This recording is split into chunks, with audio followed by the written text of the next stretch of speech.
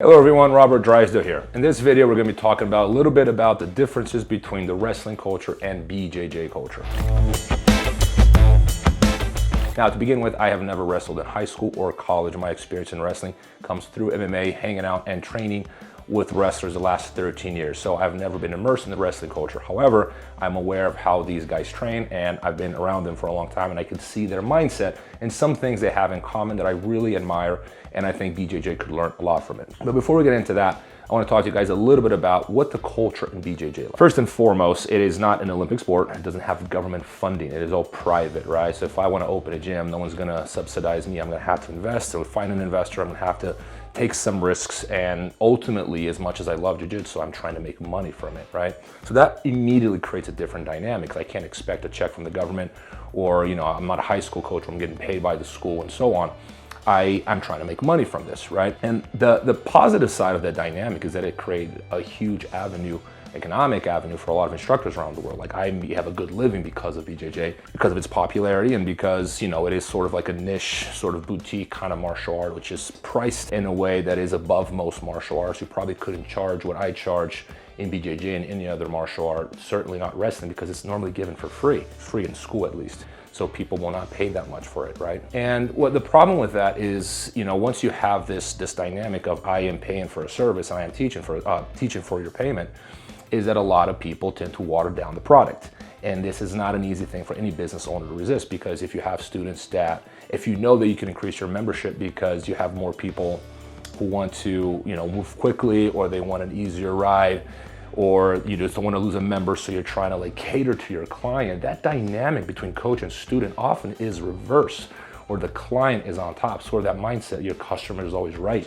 Well, if I'm on the mats and I'm a coach, my customer can't always be right. I'm the coach, right? So you have this conflict that every BJJ gym struggles with, right? You want to be a hardcore instructor who is operating entirely out of merit. However, you have paying clients, you have bills to pay, you took a huge risk when you opened the gym, and you are trying to make money from it. So there is that conflict of hierarchy there that we're constantly dealing with, right? In wrestling, however, you don't have that, and that's why in some ways I'm happy that things are the way they are in BJJ, but I also admire wrestling because they don't have that problem.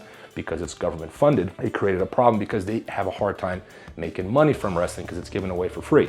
However, they're able to create a much more merit-based environment inside wrestling. For example, if your girlfriend doesn't like the coach doesn't care. If mom and dad don't like the coach doesn't care. It is entirely based off of what your skill level is and how hard you're willing to train to maintain yourself on the team. What does this do? It creates a selection process. You end up with the toughest guys, right? You're not going to water down the product. You're not going to make things easier just because someone's paying. Like, if you earn your spot on the team, you're going to stay on the team. And what happens is, with the selection process, you end up with this pyramid, right? You start with a large group of kids, and at the very top, you end up with the very best athletes, often some of the best athletes in the whole country.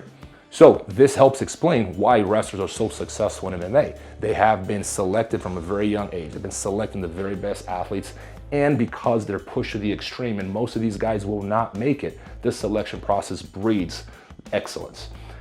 It is a more difficult process to replicate in BJJ, because in BJJ you're going to have both. You're going to have the average practitioner who just wants to have fun, and you get the guy who's trying to be a world champion, and they're often in the same room. That's not an easy thing to do because they have very different cultures. One is a customer, the other one is an athlete, right? And it's not always easy to balance those things. So in some ways, even though it has made BJJ a very profitable martial art, it has also made it very difficult to create consistently a competitive environment like wrestling has, where it's just constantly breeding for strength, merit, and excellence, right? So at the very bottom of this, government funding does interfere, believe it or not, into how these martial arts develop, right?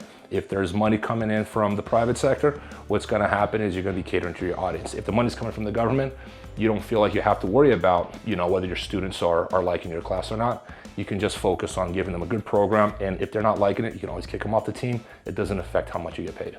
Personally, as a competitor, I admire wrestling a lot. I wish we were more like that. However, as a business owner, I understand the need to broaden your market. Not everyone's going to be able to train or wants to train like an athlete. Not everyone wants to be a fighter, so you can't have that same standard for everyone in the gym, right? But those are some of the differences I've noticed over the years. So if you agree with what I said, leave a comment below. If you don't agree, leave a comment, like, subscribe, share, let your friends know. If you enjoy the content, please let us know.